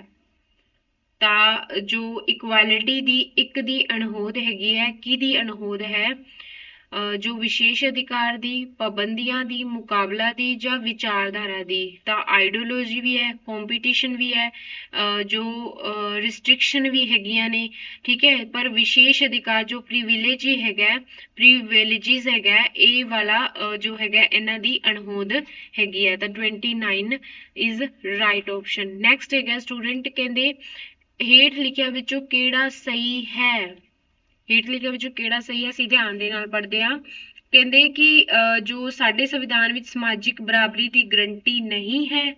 ਅੱਛਾ, ਅੱਗੇ ਚੱਲਦੇ ਆ। ਉਹਨਾਂ ਨੇ ਸਹੀ ਪੁੱਛਿਆ, ਸਾਡੇ ਦੇਸ਼ ਵਿੱਚ ਸਮਾਜਿਕ ਬਰਾਬਰੀ ਪਹਿਲਾਂ ਹੀ ਮੌਜੂਦ ਹੈ। ਤਾਂ ਇਹ ਤਾਂ ਬਿਲਕੁਲ ਗਲਤ ਹੈਗਾ, ਠੀਕ ਹੈ। ਸਾਡੇ ਸੰਵਿਧਾਨ ਵਿੱਚ ਸਮਾਜਿਕ ਬਰਾਬਰੀ ਦੀ ਗਰੰਟੀ ਹੈ, ਉੱਪਰ ਵਾਲੇ ਵਿੱਚ ਕੋਈ ਨਹੀਂ। ਆਹ ਦੋ ਤਾਂ ਬਿਲਕੁਲ ਹੈ। ਹੁਣ ਅਸੀਂ ਦੋ ਆਪਸ਼ਨ ਚੱਕਦੇ ਆ।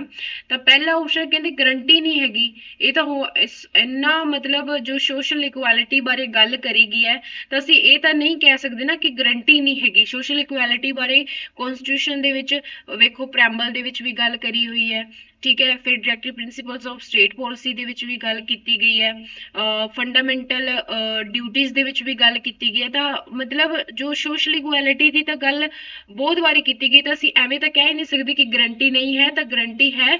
ਇਹਦਾ ਸੀ ਆਨਸਰ ਰਾਈਟ ਹੈਗਾ, ਸੀ ਆਪਸ਼ਨ ਰਾਈਟ ਹੈਗਾ। ਨੈਕਸਟ ਹੈਗਾ, ਹਾਂਜੀ, ਬਹੁਤ ਸੋਹਣਾ ਕੁਐਸਚਨ ਆਇਆ। ਨੈਕਸਟ ਇਹਦੇ ਵਿੱਚ ਹੈਗਾ ਕਿ ਦਿੱਤੇ ਗਏ ਸ਼ਬਦਾਂ ਨੂੰ ਜਿਹੜਾ ਹੈ ਧਿਆਨ ਨਾਲ ਪੜੋ। ਸੋਸ਼ਲਿਸਟ, ਡੈਮੋਕ੍ਰੈਟਿਕ, ਸੋਵਰਨ ਔਰ ਸੈਕੂਲਰ। ਤਾਂ ਇਹਨਾਂ ਨੂੰ ਅਸੀਂ ਸੀਰੀਅਲ ਵਾਈਜ਼ ਲਗਾਉਣਾ ਹੈਗਾ। ਇਹ ਪ੍ਰੈਂਬਲ ਦੇ ਵਿੱਚ ਵਰਡ ਹੈਗੇ ਆ, ਠੀਕ ਹੈ। ਇਹ ਤਾਂ ਅਸੀਂ ਇਹਨਾਂ ਨੂੰ ਕਿਵੇਂ ਲਗਾਵਾਂਗੇ, ਦੇਖੋ ਜਿਹੜਾ ਸੋਵਰਨ ਵਰਡ ਹੈ ਸਟੂਡੈਂਟ, ਇਹ 15 ਅਗਸਤ 1947 ਦੇ ਵਿੱਚ ਸਾਡੇ ਕਨਸਟੀਟਿਊਸ਼ਨ ਵਿੱਚ ਜਦੋਂ ਦੇਸ਼ ਆਜ਼ਾਦ ਹੋਇਆ ਸੀਗਾ, ਉਸ ਟਾਈਮ ਇਹ ਵਰਡ ਪਾਇਆ ਗਿਆ ਸੀਗਾ। ਔਰ ਜਿਹੜਾ ਸੋਸ਼ਲਿਸਟ ਹੈਗਾ, ਇਹ 42nd ਅਮੈਂਡਮੈਂਟ ਹੋਈ ਸੀਗੀ, 42nd ਅਮੈਂਡਮੈਂਟ ਹੋਈ ਸੀ 1976 ਦੇ ਵਿੱਚ। ਉਹਦੇ ਵਿੱਚ ਇਹ ਵਰਡ ਮੈਂਸ਼ਨ ਕੀਤਾ ਗਿਆ ਸੀ। ਉਵੇਂ ਹੀ ਸੈਕੂਲਰ ਵਰਡ ਵੀ 42nd ਅਮੈਂਡਮੈਂਟ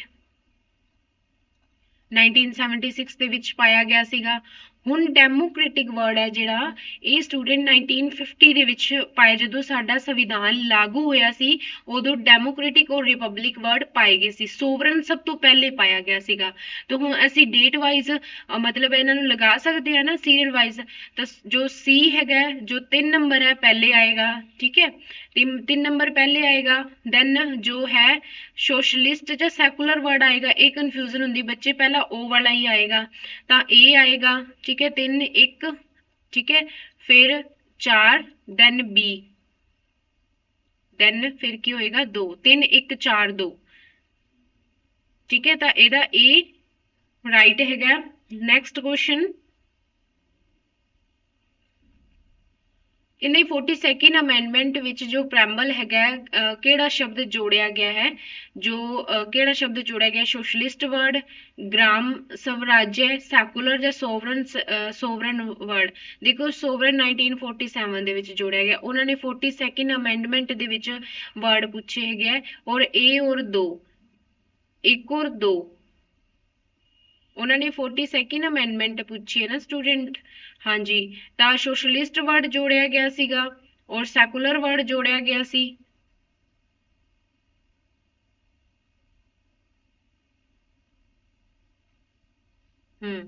ਇੱਕ ਔਰ 3 ਵਰਡ ਜੋੜੇ ਗਏ ਹੈ। ਤਾਂ ਇਹਦਾ B is right। ਦੋਨੋਂ 42nd ਅਮੈਂਡਮੈਂਟ 1976 ਦੇ ਵਿੱਚ ਇਹ ਵਰਡ ਜੋੜੇ ਗਏ।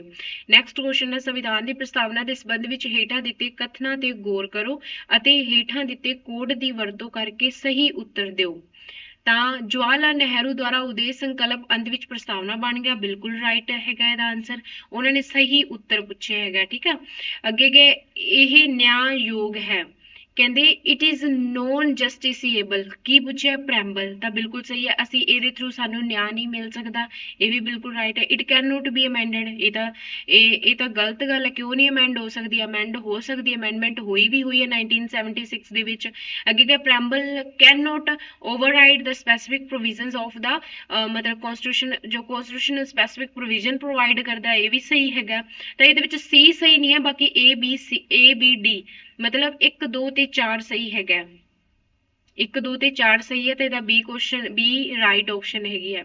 ਨੈਕਸਟ ਹੈਗਾ 26 ਨਵੰਬਰ 1949 ਨੂੰ ਅਪਣਾਏ ਗਏ ਸੰਵਿਧਾਨ ਦੀ ਪ੍ਰਸਤਾਵਨਾ ਵਿੱਚ ਕਿਹੜੇ ਸ਼ਬਦ ਮੌਜੂਦ ਸਨ। ਜਦੋਂ ਉਹ 26 ਨਵੰਬਰ 1949 ਨੂੰ ਉਸ ਟਾਈਮ ਸਟੂਡੈਂਟ ਇੱਕ ਹੀ ਵਰਡ ਮੈਂਸ਼ਨ ਹੈਗਾ ਸੀਗਾ, ਕਿਹੜਾ ਵਰਡ ਹੈਗਾ ਸੀਗਾ ਉਸ ਟਾਈਮ? ਸੋਸ਼ਲਿਸਟ, ਸੈਕੂਲਰ, ਇੰਟੀਗ੍ਰੇਟਿਕ ਜਾਂ ਰਿਪਬਲਿਕ। ਜਦੋਂ 26 ਨਵੰਬਰ 1949 ਦੇ ਵਿੱਚ ਜੋ ਕੀਤੇ ਗਏ ਸੀਗੇ ਤਾਂ ਉਸ ਟਾਈਮ ਕਿਹੜੇ ਵਰਡ ਮੈਂਸ਼ਨ ਸੀ? ਹਾਂਜੀ, ਸੋਸ਼ਲਿਸਟ। ਅੱਛਾ, ਨੋਟ ਪ੍ਰੈਜ਼ੈਂਟ, ਨੋਟ ਨਹੀਂ, ਜਿਹੜੇ ਨਹੀਂ ਪ੍ਰੈਜ਼ੈਂਟ ਹੈਗੇ ਸੀਗੇ ਤਾਂ ਜੋ ਹੈਗਾ ਫਸਟ 3 ਜੋ ਹੈਗੇ ਸੀ ਇਨਵੋਲਵ ਸੀ, ਪਰ ਜਿਹੜਾ ਰਿਪਬਲਿਕ ਹੈਗਾ ਇਹ 1950 ਦੇ ਵਿੱਚ ਜੋ ਮੈਂਸ਼ਨ ਹੋਇਆ ਹੈਗਾ। ਓਕੇ, ਨੋਟ ਪ੍ਰੈਜ਼ੈਂਟ, ਹਾਂ 1949 ਦੇ ਵਿੱਚ। ਤਾਂ ਨੈਕਸਟ ਹੈਗਾ ਸੰਵਿਧਾਨ ਦਾ ਟੀਚਾ ਆਪਣੇ ਸਾਰੇ ਨਾਗਰਿਕਾਂ ਨੂੰ ਸੁਰੱਖਿਅਤ ਭਰੋਸਾ ਦੇਣਾ ਹੈ। ਤਾਂ ਸੰਵਿਧਾਨ ਦਾ ਟੀਚਾ ਕੀ ਹੈ? ਆਪਣੇ ਸਾਰੇ ਨਾਗਰਿਕਾਂ ਨੂੰ ਇੱਕ ਸੁਰੱਖਿਅਤ ਭਰੋਸਾ ਦਿੰਦਾ ਹੈਗਾ। ਨਿਆਂ ਸਮਾਜਿਕ ਅਤੇ ਆਰਥਿਕ, ਠੀਕ ਹੈ, ਜੋ ਹੈ justice social and economic, Liberty of thought and expression, equality of opportunity, dignity of individual.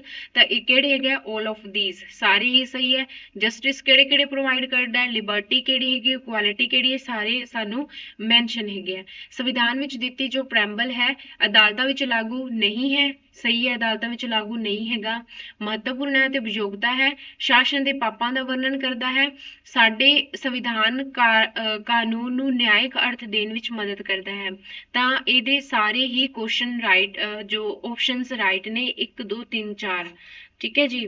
ਤਾਂ ਨੈਕਸਟ ਕੁਐਸਚਨ ਜੋ ਹੈ ਬਿਹਾਰ ਤੋਂ ਵੱਖਰਾ ਵਨਾਂਚਲ ਰਾਜ ਬਣਾਇਆ ਜਾ ਸਕਦਾ ਹੈ। ਬਿਹਾਰ ਤੋਂ ਵੱਖਰਾ ਇੱਕ ਵਨਾਂਚਲ ਮਤਲਬ ਕੋਈ ਵੀ ਕਿਸੇ ਵੀ ਸਟੇਟ ਤੋਂ ਜੇਕਰ ਜੋ ਰਾਜ ਬਣਾਉਣਾ ਹੈ, ਠੀਕ ਹੈ, ਉਹ ਕਿਵੇਂ ਬਣ ਸਕਦਾ ਹੈ? ਕਹਿੰਦੇ passing the legislation in state assembly, passing the ordinance of the governor, ਜੋ ਹੈਗਾ ਕੰਪਲੀਟਿੰਗ ਕਨਸਟੀਟਿਊਸ਼ਨ ਫਾਰਮੈਲਿਟੀਜ਼, ਜਾਂ parliament under article 3 of the constitution.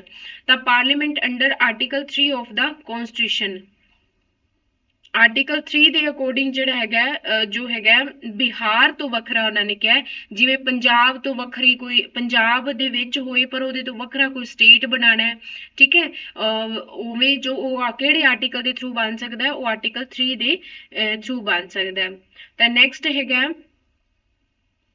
ਭਾਰਤੀ ਸੰਘ ਨੇ ਦੇ ਪੂਰਨ ਰਾਜਾਂ ਵਜੋਂ ਹੇਠ ਲਿਖੇ ਰਾਜਾਂ ਦੇ ਗਠਨ ਦਾ ਸਹੀ ਕਲਮ ਅਨੁਸਾਰ ਜੋ ਹੈਗਾ ਵਰਣਨ ਕਰੋ।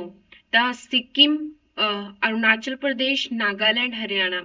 ਦੇਖੋ ਸਟੂਡੈਂਟ, ਐਦਾਂ ਦੇ ਜਿਹੜੇ ਕੁਐਸਚਨ ਆਉਂਦੇ ਆ ਨਾ ਤਾਂ ਸਾਨੂੰ ਸਭ ਤੋਂ ਪਹਿਲੇ ਈਅਰ ਦਾ ਪਤਾ ਹੋਣਾ ਚਾਹੀਦਾ ਕਿ ਕਿਹੜਾ ਸਟੇਟ ਕਿਹੜੇ ਈਅਰ ਦੇ ਵਿੱਚ ਬਣਿਆ।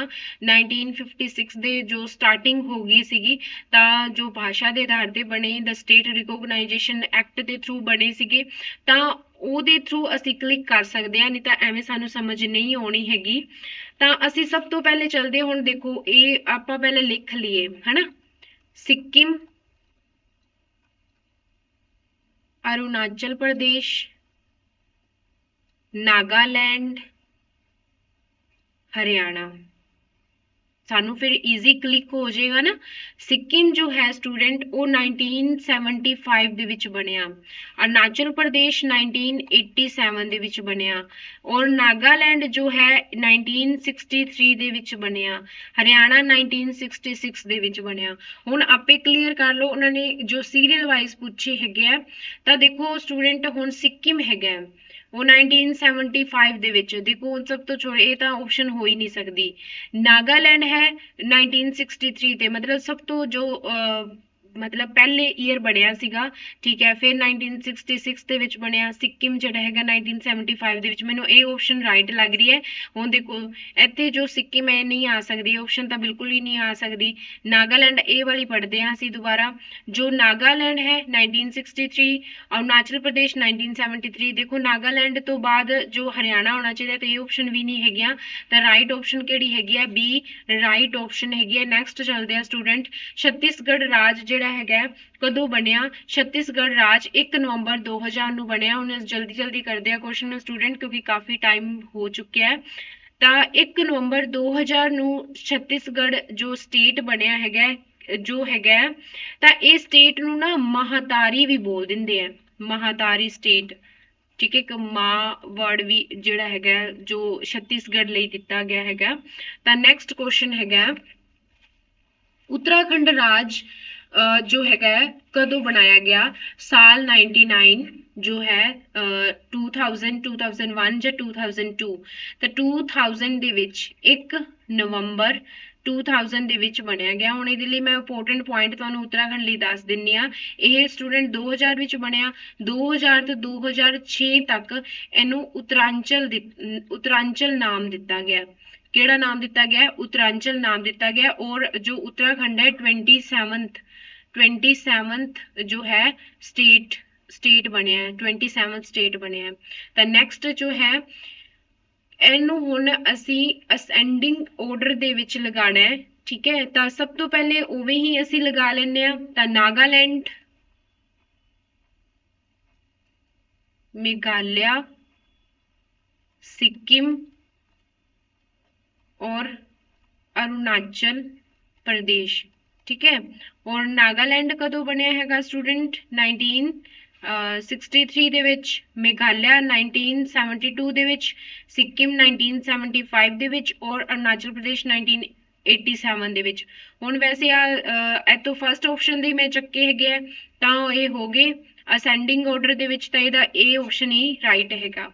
ਨੈਕਸਟ ਹੈਗਾ 42 ਕੁਐਸਚਨ, ਕਹਿੰਦੇ the correct sequence of the formations of the following states descending order ਦੇ ਵਿੱਚ ਅਸੀਂ ਲਗਾਣੇ ਹੈਗੇ ਆ। ਤਾਂ ਮਹਾਰਾਸ਼ਟਰ,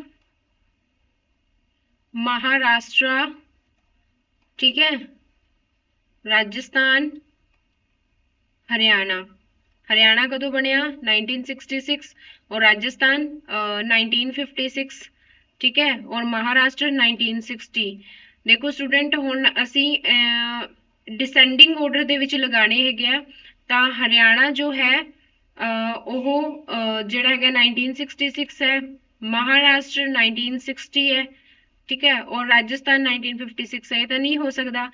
राजस्थान देखो 1956, महाराष्ट्र जो 1960 है और हरियाणा की है 1966। तो ਇਹਦਾ C is right. Next question है भारत के किहड़े सूबे की स्थापना 1948 ਦੇ ਵਿੱਚ ਹੋਈ ਸੀਗੀ? 1948 ਦੇ ਵਿੱਚ। ਤਾਂ ਦੇਖੋ स्टूडेंट हिमाचल प्रदेश ਦੀ ਸਥਾਪਨਾ 1948 ਦੇ ਵਿੱਚ ਹੋਈ ਸੀਗੀ। ਤਾਂ ਕਦੋਂ ਹੋਈ ਸੀ? 15 ਅਪ੍ਰੈਲ 1948 ਦੇ ਵਿੱਚ ਹਿਮਾਚਲ ਪ੍ਰਦੇਸ਼ ਦੀ ਸਥਾਪਨਾ ਹੋਈ ਸੀ। ਹੇਠਾਂ ਦਿੱਤੇ ਕਥਨਾਂ ਵਿੱਚੋਂ ਇੱਕ ਗਲਤ ਹੈ, ਕਿਹੜਾ ਹੈਗਾ? ਸਟੂਡੈਂਟ ਇਹ ਲਾਸਟ ਕੁਐਸਚਨ ਹੈ, ਤੁਸੀਂ ਕਮੈਂਟ ਕਰਕੇ ਜਰੂਰ ਦੱਸਣਾ ਹੈ ਕਿ ਤੁਹਾਨੂੰ ਕੁਐਸਚਨ ਕਿਵੇਂ ਲੱਗੇ। ਜੇਕਰ ਤੁਸੀਂ ਇਸ ਤੋਂ ਈਜ਼ੀ ਲੈਣੇ ਆ ਜਾਂ ਟਫ ਲੈਣੇ ਆ ਤਾਂ ਇਹ ਵੀ ਤੁਸੀਂ ਜਰੂਰ ਦੱਸਣਾ, ਜਾਂ ਇਹ ਸਹੀ ਲੱਗ ਰਿਹਾ ਇਹ ਵੀ ਦੱਸਣਾ। ਤਾਂ ਹੇਠਾਂ ਦਿੱਤੇ ਕਥਨਾਂ ਵਿੱਚੋਂ ਇੱਕ ਗਲਤ ਹੈ, ਇਸ਼ਾਰਾ ਕਰੋ। ਕਿਹੜਾ ਹੈਗਾ ਜੋ ਹੈ? मैसूर राज का नाम बदल के तमिलनाडु रखा गया। ठीक है, जो फस्ट हैगा की कहते हैं मैसूर नाम का जो हैगा नाम बदल के तमिलनाडु रखा गया। गोवा नूं दमन ते दीव तो वाक किया गया, ये तो सही है बिल्कुल। बंबई राज गुजरात ते महाराष्ट्र विच वंडिया गया, ये भी बिल्कुल सही है। हिमाचल प्रदेश पहला केंद्र शासित प्रदेशों की सूची में सी, ये भी सही है। मैसूर राज का नाम बदल के तमिलनाडु नहीं रखा गया इसे स्टूडेंट, करनाटक रखा गया सीगा। की रखा गया सी? करनाटक। मैसूर राज का नाम बदल के की रखा गया सी? करनाटक रखा गया सी 1973 ਦੇ ਵਿੱਚ। ठीक है, इस दे नाल स्टूडेंट्स जो क्वेश्चन खत्म हुंदे है। ठीक है, ਤਾਂ ਅੱਜ ਲਈ ਇੰਨੇ ਹੀ क्वेश्चन बहुत सी। ਇਹਨਾਂ क्वेश्चनों ਨੂੰ ਤੁਸੀਂ ਰਿਵਾਈਜ਼ ਕਰ ਲੈਣਾ। कुछ भी दिक्कत आ रही है, कुछ भी क्वेरी है, तुसी कमेंट करके सानू दस सकते हो। तो तुसी चैनल नू भी सबसक्राइब कर लेना ताकि जो है तुहानू होर भी नवीं वीडियो पूरे टाइम दे नाल तुहानू मिल जान। तो शेयर वध तो वध करियो कि जो स्टूडेंट घर बैठे तैयारी कर रहे हैं उन्हां लई जो ईजी हो जाए। थैंक यू सो मच बच्चे।